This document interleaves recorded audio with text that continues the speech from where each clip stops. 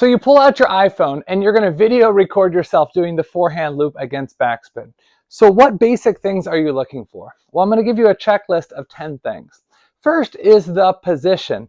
Make sure that depending on where the ball's at, your body is positioned so that the ball is 2 to 3 feet away from you. If the ball is too close to your body, you're not going to be able to take the full swing. And if the ball is too far away from your body, then you're going to be reaching and really not able to lift. Because remember, this is backspin, so it really takes a lot of lifting to be able to get the ball over the net. So the first thing is the positioning. The second thing is getting your body close to the table. When you're playing topspin strokes, it's okay to be back here hitting in front, in front, in front. But when you're hitting backspin, the ball has a tendency to hit and drop a little bit. So you need to get close to the table so that instead of hitting on the back of the ball or top of the ball here, you're able to get slightly more under it at the point of contact. The third thing is having your racket angle slightly more open when you hit the ball. Maybe you've practiced a lot of topspin strokes and you're really coming straight over the North Pole. For the backspin, it's important to be able to get your racket open. The fourth thing is keeping your knees bent. Now, a lot of people go down with their knees as they're bending down to lift the ball up. But even in your position before the ball comes, your knees need to be bent. So the ball is coming and I'm here. As the ball comes, what do? I go down even lower. So I call it start low, go lower, and end low. The fifth thing is really make sure that your stroke is in sync with your body. It's not your arm that goes down by itself. It's actually the body that takes the arm down. The sixth thing is really to be able to accelerate at contact. Now, this might seem like a risky thing if you're a beginner, but you really have to be able to swing fairly fast in order to generate enough spin to get the ball over the net. That's one of the beginner mistakes, is just thinking that just merely getting the perfect racket angle is somehow going to knock the ball over the net onto the other side.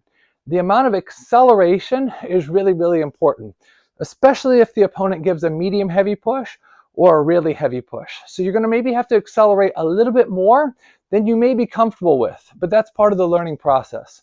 The seventh thing is, are you generating enough spin? Now, there's a few different ways that you can tell if you are generating enough spin, but the one thing that you have to be able to see is the visual arc. Especially as a beginner, you want to be able to see that the ball has a good arc. If the ball is leaving your racket and going straight into the net, you're probably not generating enough spin.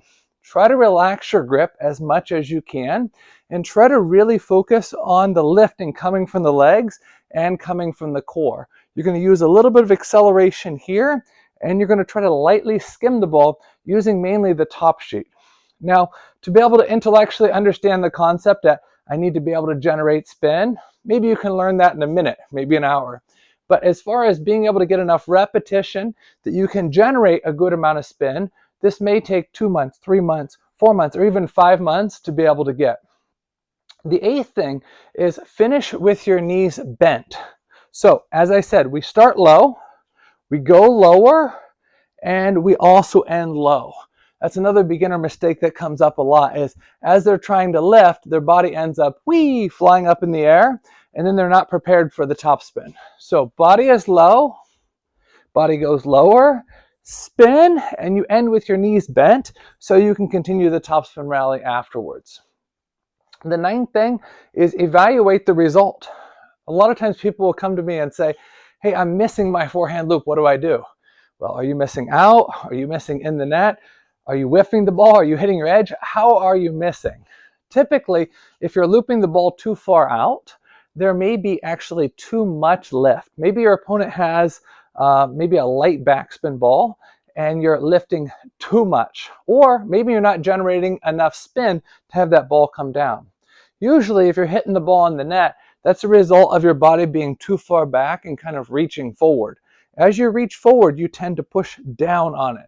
So if you're going to lift, you really got to get your body closer to be able to get under the ball here. I sometimes give people the illustration of lifting a heavy object. Imagine if this racket weighed 200 pounds. The racket is there, and I reach forward and I try to lift like this, I'm going to hurt my back, right? But imagine if the racket weighed 200 pounds and I get under it and I use my legs and I lift. It's going to be a lot easier to lift. Same principle for the backspin. If you're reaching forward, you're going to have a tendency to hit in the net. So get your body closer to the table, let the ball drop a little bit more, and then lift. Why is it important to let the ball drop? Well, a couple reasons. First is it allows you time to get into position. The second thing is that the spin is actually reducing. It makes it a little bit easier to lift. But the third thing is most important, is that the speed is reducing. You see, as the ball is slowing down, it sticks on your racket a little bit longer and you can generate more spin. So especially the one I'm demonstrating here, this slow loop against a backspin ball, you really want to let the ball drop as much as possible. And then the 10th thing that I want to mention today is that you've got to have different versions of your loop. So if you're a complete beginner, you've just started working on loop against backspin, let the ball drop and really focus on just generating slow spin with really good arc. But if you're more of an intermediate player, you've been doing this skill for at least 6 months to a year, you need to work also on hitting a driving loop. Maybe you serve a backspin serve. Your opponent gives a very weak, kind of light push here. If you can drive through that particular ball, you can add a different level of threat to your opponent. So how do you hit the driving one?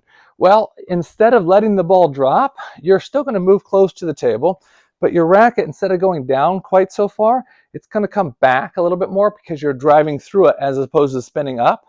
You're going to hit the ball earlier, more at the top of the bounce, and your racket is really going to accelerate through it. This one, you have to really focus on more acceleration, because as you're driving through it, the ball is going to have more of a tendency to go down. So in order to be able to lift it over the net, you've got to generate more spin, more acceleration to be able to overcome your opponent's spin.